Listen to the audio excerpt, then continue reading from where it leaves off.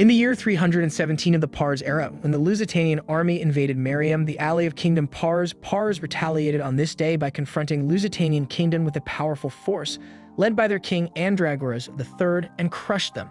Meanwhile, in the royal capital of Epatana, Prince Arslan, the crown prince of the kingdom of Pars, receives sword instruction from Supreme Commander Varus.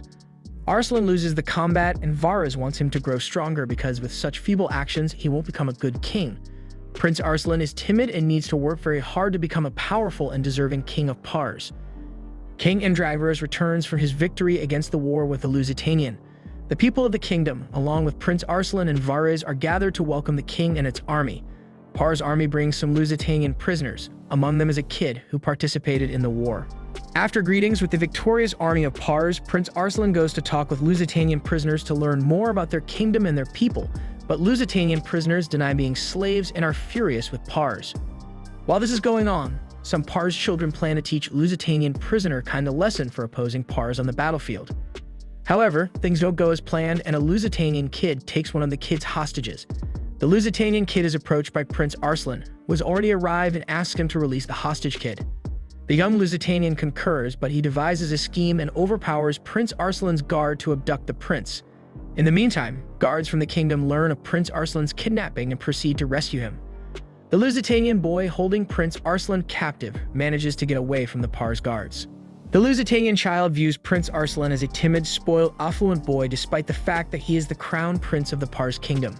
While running from guards when they are on the kingdom wall, a Lusitanian kid reveals the reason why they kill or brutally punish those who do not obey their god of Yaldabaoth.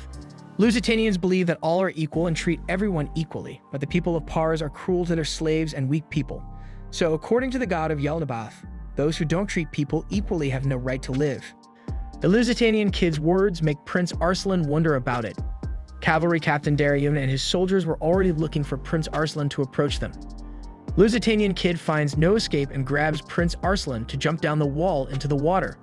He steals the horse and runs away towards his kingdom. Captain Dariun prepares to shoot an arrow at the Lusitanian boy, but Prince Arslan stops him and lets the Lusitanian kid run away. In addition, he extends forgiveness to the children who brought him into the predicament, since Prince Arslan is genuinely a kind-hearted person. When everyone, including Captain Dariun, wants Prince Arslan to be a strong future king, he cannot imagine ascending to his father's throne. He believes that the king will always keep the kingdom safe, and there will be no need for him to be the king. But who can stop the tide of destiny? In the Pars era of the year 320, 3 years later, the royal capital of Epatana surrounds by blood and fire. The army of the kingdom of Lusitania contrived to bring down the kingdom of Marium and then set out to invade the kingdom of Pars. In response, Andragoras led his army and marched to the fields of Adrepatene to intercept the invading army. For the battle with Lusitanian, Prince Arslan, at the age of 14, embarks upon his maiden battle. 8 powerful Pars cavalry captains lead an army of thousands of cavalrymen on the field of Adrepatene. They are certain that the Lusitanian soldiers will only face their defeat in this war. On the battlefield, Azrael, Arslan's beloved eagle, approaches him. Arslan is concerned about the issue since the weather appears clear, yet Azrael's feathers are damp. Captain Carlin takes note and heads out to thoroughly inspect the battlefield. Prince Arslan is mocked by the Parsian army as an ineffective, weak prince. Meanwhile, Captain Dariun shows up in front of the king and receives a reprimand for leaving the battleground. Dariun retreats under the belief that the Lusitanians are hatching a scheme by watching for the Parsian army to arrive at the plain field. He alerts the king to the current fog condition and reports that one of the king's men is treacherously revealing Parsian battle strategy to the Lusitanians. King, however, ignores Dariun's warning and takes over his position, allowing him to participate in the battle as a knight offers him one opportunity to gain his post back. When Varus and Prince Arslan come to Dariun, Varus takes an oath from his nephew Dariun to always remain loyal to Arslan in every possible condition. Carlin tells King there is no Lusitanian scheme since all is plain around the battlefield, according to his inspection of the area. Once everything has been examined and Pars is certain that they will win despite the fog condition, King gives the command to start the fight. He leads the army's full-force onslaught against the Lusitanians.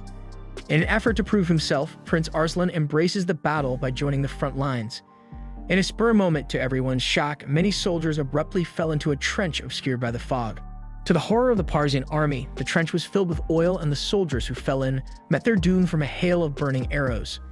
In the end, the Parsian army reroutes to locate a different front to engage the Lusitanian army.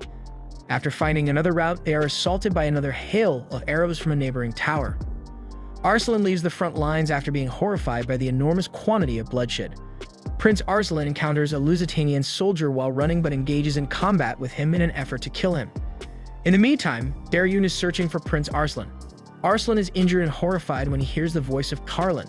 He returns to Carlin's call, but when Carlin emerges from the fog, he is accompanied by Lusitanian soldiers. It soon becomes apparent that Carlin is the traitor who now demands the execution of Prince Arslan.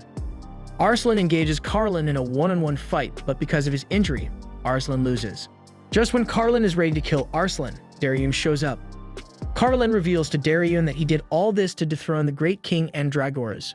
Moreover, he was the one who made Cain take Dariun's post as a cavalry captain because with Dariun leading the thousands of cavalrymen, he won't be able to stand against him. Dariun won't hold back and attacks Carlin with his spear. Both horsemen engage in a sword duel, and Dariun delivers some sharp swings toward Carlin. Carlin believes he won't be able to stand up to Dariun and retreats. The great battle upon Atropatene stands in favor of Lusitanian. It heaps the piles upon piles of dead Parsian soldiers. King makes the difficult decision to retreat in order to protect the royal capital. All of the Pars forces must receive the king's order to withdraw, but Carlin men shatter the horn and prevent the news from spreading. Instead, they circulate the rumors that King ran away. When the warriors of Pars learn that their great king escaped, they are startled. The captains argue with one another about this bogus information and appear to have different opinions. Just then, Lusitanian soldiers attack them, and half of the Parsian army engages in bloody combat instead of retreating. On the same day, the rest of the undefeated Parsian army led by Andragoras suffers a crushing defeat when they are ambushed by an arrow hail while retreating back to Pars. After Parsian soldiers suffer severe injuries, a visiting general from the kingdom of Lusitania, Lord Silver Mask, approaches King Varas. To protect King, Varas battles with Lusitanian soldiers. Despite his age, Varas exhibits amazing sword skills and cuts Lusitanian soldiers with his sharp blows. He engages in combat with the troops and eventually gets close to Silver Mask, who, in a fit of wrath, uses his double sword assault to kill Varas. Varas dies in front of King. After killing Varas, it appears that Silver Mask is not just another Lusitanian warrior, but rather had a relationship with the king dating back 16 years. It's only here to exact revenge on the king. On the battlefield, Prince Arslan and Dariun notice an injured Parsian soldier. The soldier informs that all the cavalry captains died in the battle. It all happened because King ran away, leaving his army behind. Prince Arslan wants to go back to the royal capital, but Dariun informs him that the way back is nothing but an ambush path by Lusitanian soldiers. As they cannot go back to royal capital, Dariun shows his desire to go to his friend Narcissus for help. General Baudouin and General Montferrat learn in the Lusitanian war camps that the Silver Mask has taken the mighty king of Pars prisoner. Dariun and Prince Arslan are presently traveling to see Narcissus. Dariun claims that Narcissus was once the lord of Dalim until his lord father exiled him from the court. Narcissus is a man who knows everything but exhibits poor skills in painting. Dariun and Prince Arslan reach the mountains where Narcissus resides. They are attacked by Narcissus' student, but when Dariun reveals his identity, Narcissus' student Elam takes them to his master's cottage. When they approach Narcissus' cottage, Narcissus emerges with a paintbrush. Once Prince Arslan introduces himself, they enter the cottage. When inside, Prince Arslan is shocked to see how poorly Narcissus paints. However, Narcissus exudes pride in his artistic creations. During supper, at Prince Arslan's request, Narcissus narrates a 5-year-old event in which he fought for Andragoras against the Three Kingdoms' joint invasion of Pars. Despite having few warriors on his side, Narcissus was able to assist the kingdom of Pars win by using a cunning strategy. Dariun urges Narcissus to quit painting and begin serving Prince Arslan, but he refuses. Narcissus is content to remain in the mountains and pursue peace and art. After a while, a Carlin man comes up to the Narcissus home. Because Dariun walked the route to the mountains in front of Carlin's palace, the Carlin troops were able to locate Narcissus' cottage. Dariun wants Narcissus to serve Prince Arslan and stop painting, but Narcissus believes that Dariun does not understand the value of art. Upon entering the cottage after inquiring for Dariun and Prince Arslan, the Carlin men announce that Varas has passed away. They provide Narcissus with Carlin's proposal to work for him. As a reward, Narcissus will receive status from Carlin, but Narcissus opposes it. As soon as the Carlin troops approach Narcissus to assault him, they are defeated by Narcissus' plot and fall into the water trench. Dariun tries to persuade Narcissus once more to serve Prince Arslan, but he refuses. During breakfast, Prince Arslan is in deep thought as he thinks of himself as useless. He hates himself yet gathers the fortitude to persuade Narcissus to serve him. Narcissus attempts to argue as usual, But when Prince promises to reward him by giving him the position of court painter, he readily agrees. Prince Arslan only had the warrior Darius with him when he came to Narcissus, but today he is accompanied by the strategist Narcissus and his assistant Elam. They set out on their rough journey, which would be fraught with difficulties. After successfully exiting the Narcissus water trench, Carlin's troops discover that their horses have gone. They descend the mountain on foot. While waiting for the Carlin troops to leave, Prince Arslan and everyone else is living in the cave. During their time in the cave, according to Narcissus, they must devise a plan to use Carlin's encirclement to their advantage.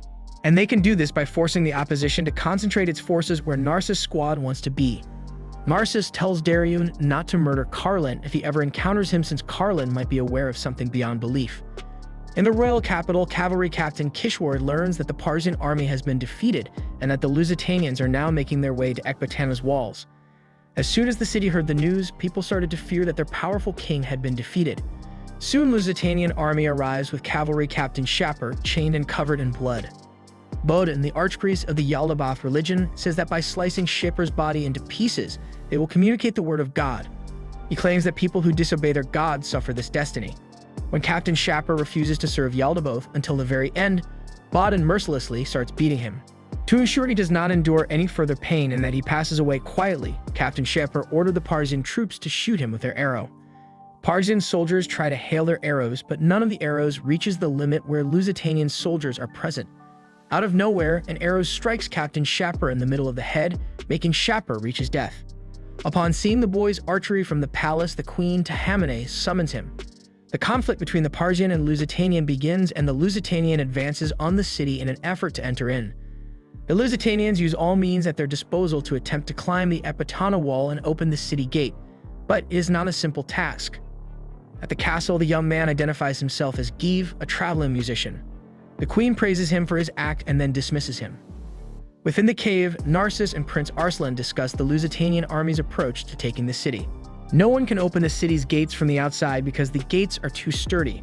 Prince is still in disbelief after learning that the gates can be opened from within, meaning that the Lusitanian army would provoke inside slaves to protest for their freedom and open the gates to let them in. According to Narcissus, the slaves in Ecbatana would rise to overthrow the city. The Ecbatana slaves are agitated by the Lusitanian soldiers to rebel and unlock the door.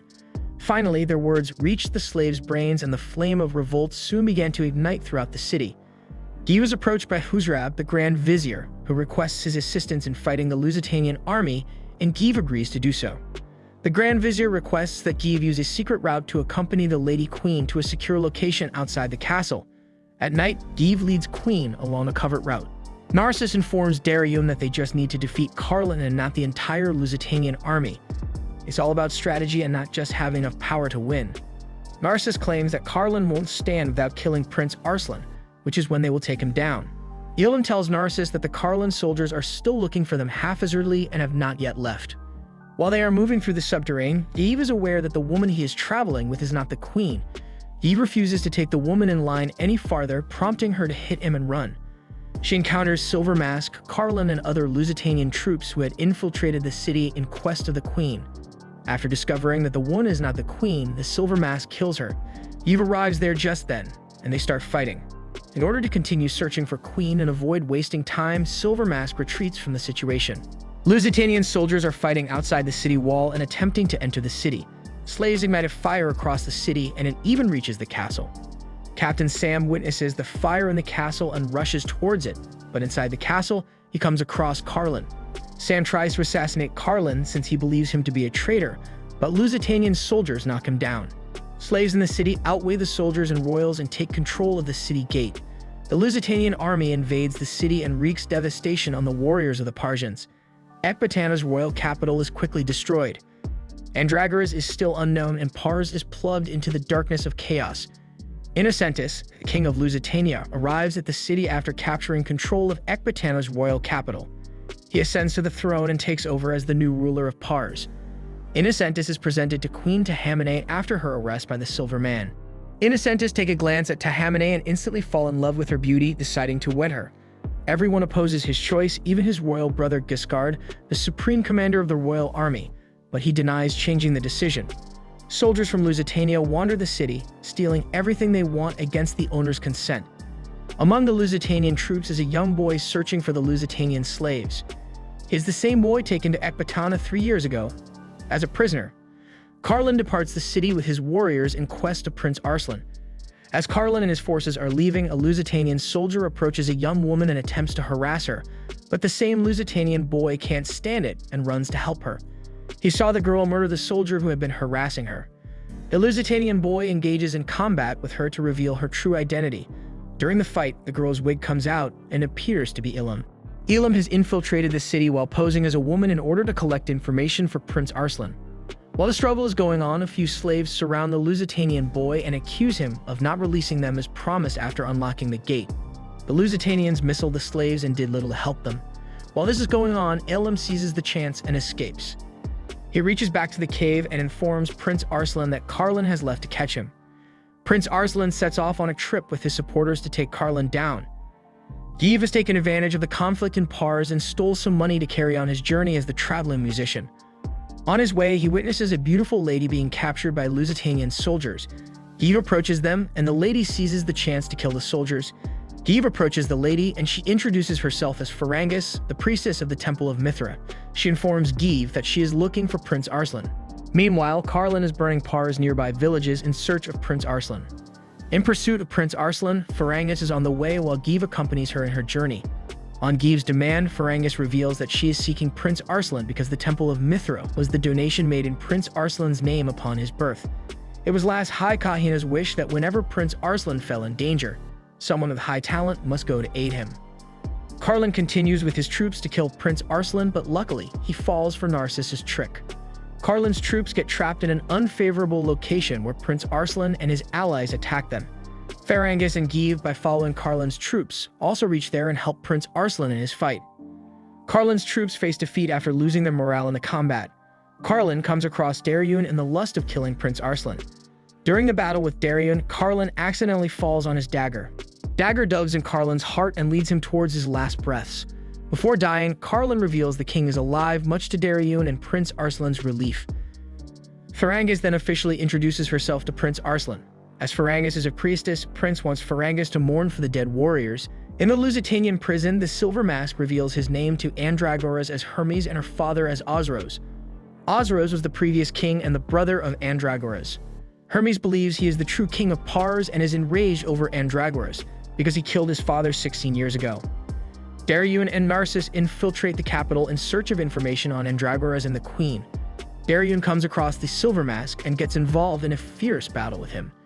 In the combat, he unveils Hermes and comes to know that he wears the mask to hide his burning scar. Narcissus assists Dariun in his battle with Hermes, but when other Lusitanian soldiers approach, they decide to retreat. Arslan encounters Etoile, the Lusitanian prisoner he met 3 years before. Both recognize each other, and Etoile tells that he is now in charge of a small unit in Lusitanian army. However, Etoile is unaware that Arslan is the prince and is the person Lusitanian army is looking for. As they travel, Arslan and his companions seek refuge at Lord Hodor's Kashan fortress, but they soon come to understand Hodor's true motives for accommodating them. Hodor wants Prince Arslan to wed his daughter and sacrifice his comrades, but the prince refuses and opts to flee the palace with his companions. While leaving, when Hodor realizes he won't make use of Prince Arslan, he tries to kill him through his men, but Farangus and Giv do not let his plan succeed. Dariun kills Hodor in combat and successfully leaves his castle. Now, to carry out their plan to bring the royal capital back, they decide to proceed to Peshawar. Captain Sam awakens at the royal capital and is shocked to learn why he wasn't killed. He is approached by Hermes, who displays his face and explains his true identity as the son of the last king. Sam is left alone to choose the deserving Pars' future king.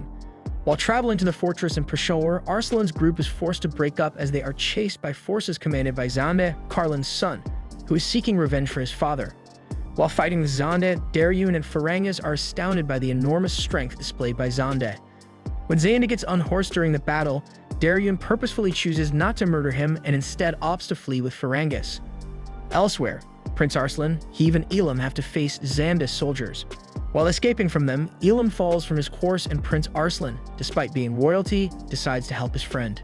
After the combat, Giv believes Prince Arslan is unique among other royals and will build a wonderful kingdom with his benevolence. Prince Arslan's allies are divided in 3 and are on their way to Peshawar. However, on their way, they have to face Lusitanian soldiers. Narcissus takes the shorter route to Peshawar and passes through the Zot clan. There, he notices Hermes engaging in combat with the members of the Zot clan and killing the clan chief. Alfried, daughter of the Zot clan chief, after witnessing her father's death, gets enraged and tries to get Hermes down. But when she's about to be killed at Hermes' hands, Narcissus saves her. Narcissus' trick fully escapes with Alfried, and later, Alfried, after getting out of her grief, decides to accompany Narcissus on his journey. Elsewhere, Darien is approached by Zonda again. Prince Arslan and his allies also appear there, and the group unites again. Zonda has a devil, using the Earth time travel on his side. When the devil is on edge to kill Prince Arslan, Darien approaches in a slash and attacks him. Zonda gets hit by Give's arrow and falls from the cliff. Prince Arslan with his allies now has to continue to Peshawar again. When Arslan's group reaches the citadel of Peshawar, Captain Kishwat and Bahman greet them and swear their loyalty. However, issues show up rapidly when Silver Mask tries to kill Prince Arslan in Peshawar. After a brief sword duel, the Silver Mask disarmed Arslan, forcing him to defend himself with the adjacent fire torch. Due to an attempted fire murder, Silver Mask displays a fire fear. When Silver Mask drops his guard, Arslan's pals show up and take charge of the situation. Silver Mask exposes his genuine identity to everyone, shocking them all. During the fight, Silver Mask seizes the chance to murder Arslan, but as he approaches, Bahman blocks the blow. It seems that Bahman taught Hermes how to use a sword and was asked to guard Arslan by his longtime friend Varys. Hermes doesn't want to kill Bahman, so he gets confused and runs away. A messenger soon alerts them about the arrival of 1,000 Shindra warriors at the border of Peshawar. The army of Sindarin, led by the second prince, Ranjendra, is approaching with around 50,000 troops. On Darien and Narcissus' advice, Arslan decides to remain in the Peshawar castle, while the rest go to fight against Sindarin. Kishwat, with his army of just 10,000 men, fights on the battlefield. The main army of Sinjara tries to push back, but the Sindarin troops are shocked to discover First Prince Gadivi's warriors atop a hill, hitting them with arrow fire from their rear. In reality, they are Parjan soldiers hidden under Sinjara's banners and uniforms. Sinjara's army loses its morale and ends up falling into Narcissus' plot. After being taken prisoner to Peshawar, Prince Arslan convinces second prince Rajendra to side with him in the fight against the first Prince Gadavi. Prince Rajendra initially resists, but eventually chooses to go with him. Arslan made the decision to join Rajendra's army as they marched in the direction of Sinjara, leaving the defense of Peshawar to Kishwat. The first Prince Gadavi learns news of Rajendra and Arslan's partnership in Urayur, which enrages him. Mahendra, the Grand Vizier, tells him that Rajendra has already been accompanied by one of his men. While on their way to Shindran, the Shindran guide Jaswan is introduced to Arslan and his people, who help Rajendra in his fight against his brother Gadavi. Jaswan is not who he claims to be, but the group quickly realizes this for their own gain. Arslan's army must pass through the stronghold of Gudrat in order to reach Shindran, so Keev and Jaswan appear to the castle commander and ask him to permit Arslan's army to pass through. However, Jaswan quickly tells the fort's commander who he is and swears to stop the army from passing. Later, the fortress commander and the first Prince Gadavi meet, both of whom exude confidence that they will easily beat Arslan's army due to the presence of war elephants that are difficult to defeat. The battle starts and Gadavi orders his troops to destroy the alliance between Arslan and Rajendra. During the fight, word spreads that the Parjan army is trapped inside Gujarat fortress and must remain there. Gadavi sends his main army against Rajendra's in an effort to take the upper hand since he thinks he has the Parjan troops cornered. But to everyone's surprise, the Parjans then join the fight to turn the tables on Gadavi after once again outwitting their adversaries. Gadavi is defeated as a result of another strong strategy by Narcissus. Gadavi comes to his father and the throne king Karakala. He requests him to stop Rajendra from attacking him, but King denies it and instead announces to settle the matter before the gods. King Karakala of Shindra demands a battle to resolve the conflict between the two princes. Darien, appointed as Rajendra's representative, engages in combat with Bahadur, a huge and ferocious warrior that Gadavi had freed from prison to fight as his proxy. After engaging in a fierce battle with Bahadur, Darien defeats him and wins the battle for Rajendra. Gadavi, unhappy with the outcome, turns on his own father and makes an attempt to kill him. Rajendra steps forward to defend his father, and a battle between the two armies of Gadavi and Rajendra ensues. When the great commander Mahendra tries to stop Gadavi and demands him to obey before the results of God, he fiercely attacks him. The army halt and Mahendra is wounded and loses the will to continue fighting. Gadavi is imprisoned for disobeying God's instructions and rebelling against his father. On the other hand, Rajendra seizes control of Shindra and has the entire army pursuing him. Jaswan, who considers Mahendra as his father, deeply moans on his death. After his father's death and his brother's execution, Rajendra has crowned the king of Shindra. Arslan and his army return to Pars, and Rajendra repays him by lending his soldiers to Arslan. On the way back in the war camp, it comes up that Rajendra was plotting a scheme and only lent his soldiers to overthrow the Pars kingdom. However, after Mahendra's death, Jaswant serves Prince Arslan and reveals Rajendra's scheme to him. After Rajendra is defeated, Prince forces him to sign a contract promising not to gaze at Pars for 3 years, else he would keep him in captivity, and the neighboring regions of Shindra would rule Shindra while he was away. Now that Jaswan is a member of his team, Arslan heads back to Pars, the citadel of Peshawar, while in Ekbatana, Silver Mask recruits supporters and troops in preparation for the day when he will liberate Pars and ascend to the throne. Prince Arslan has written a decree in Peshawar that calls all Parsans to come to Peshawar and support Prince Arslan in his fight against Lusitanians. In addition, Prince Arslan issues a proclamation declaring his intention to remove slavery once he assumes the throne of Pars. Many lords and generals have responded to Arslan's statement and have come to Peshawar, including Lucian, Zarvant, Espen, and Tuz. A Lusitanian soldier, Etoile, is infiltrating the citadel at the same time to spy on the Parsans. Etoile comes across Arslan and converses about the decree that freed the slaves. He thinks of him as a kind man, but he later realizes that he still does not know his name. He hopes never to encounter him on the battlefield. Give is exiled from Pars as a result of his terrible behavior. Give says farewell and departs without greeting anyone. Later, at Arslan Chamber, it is revealed that Giv's banishment was an act. Narcissus informs that he sends him on a mission to find a very important person Prince will meet in the battle against Lusitanian. The next day, the immense army of Arslan leave Peshawar toward the west, toward Ekbatana. Later, as the lords are leading the vanguard, they perceive a Lusitanian's fortification before them and decide to attack it in search of glory in the battlefield, even if the troops behind them will be unable to communicate with them or join them. However, it proved to be a trap, as Lusitanian on the cliffs along the road thrown tree on the road, which result in the lord's force being cut off from the rest of the army and be attacked by Lusitanian cavalry and infantry. The lord's force have been surrounded by their pursuers, and they prepare to die, with the goal of their death being known in vain. However, before they can engage, the rest of the Parsan army, led by Kishward and Daryun, attack the Lusitanian, and the lords decide to join them in the fight. It revealed that it is Give who found them. After the defeat of the Lusitanians, the lords kneel before Arslan and ask why he come back to save them. At Ekbatana, Giscard and the Lusitanian generals receive reports about Arslan's army strength. Giscard said the number of soldiers under Arslan has been altered in order to lure the Lusitanian army. Hermes asked to be put in command of 70,000 Lusitanian soldiers that he will lead with his 30,000 Parsan soldiers to defeat Arslan. Giscard agrees to the demand. Later, Hermes visits Andragoras and tells him he will lead to fight his son, but Andragoras shows himself not affected by the news. Arslan is contemplating the war's fatalities and the training of his warriors as he prepares to face Lusitania on the battlefield. At St. Emmanuel, Hermes passionately addresses the 100,000 troops there, including Etoile. As the battle starts, Captain Sam is fighting on Hermes' side to bring the rightful king of Pars to justice. After surviving, Xanda battled Daryun to exact his father Carlin's retribution, but he once more faced defeat. A man coming out from the earth shoots an arrow toward him that is deflect. The man takes Xanda's body away, but not before saying blood has not shed enough yet. Etoile, while searching for Prince's camp, comes across Prince Arslan, who he believes is a pampered, wealthy boy. When Arslan introduces himself as the prince, Etoile stands in shock. Etoile advances to murder Arslan since he thinks he is duped, but Elam defends Prince by taking the attack on him. Etoile and his troops are forced to flee, but Etoile regrets it because he had several opportunities to kill the prince. Arslan and his soldiers enter the castle, where he encounters Silver Mask. Prince wants his cousin to reason his deeds, but Silver Mask, on the other hand, is unreceptive and challenges Daryun to fight.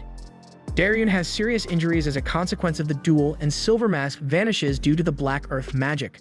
Victorious and in control of the castle, Prince Arslan stands there. Lusitanians start killing themselves after losing, and the court lord also tries to kill him.